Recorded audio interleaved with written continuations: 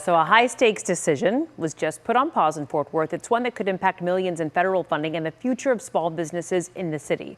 Now, the city is working to replace diversity, equity, and inclusion programs before they're forced to shut them down. Scoop Jefferson explains what's behind the delay.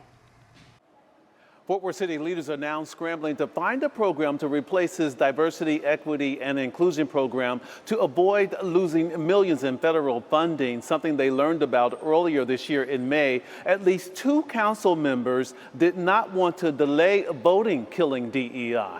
Well, it sounds to me there's a lot of you want your cake and eat it too, and you want the taxpayers to fund it somehow. I heard we had like $40 million under a big toe. I don't know what big toe that is. The Fort Worth City Council delayed the vote to suspend the city's diversity and inclusion department following a motion by Councilman Chris Nettles.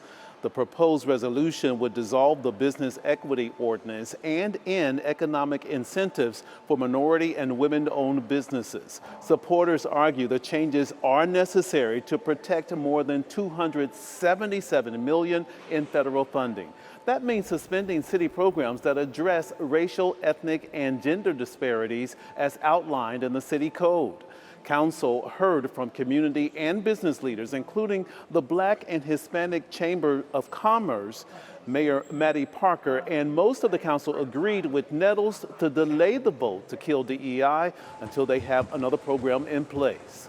I'm looking for a plan that if we're going to dismantle DEI, which would take away our ability to support the Black Chamber as it exists and the Hispanic Chamber as it exists. So we will put together a small business opportunity where we'll still be able to give the funding. We are fully committed to working with our chambers to get this right. And hopefully, I'm glass half full kind of person.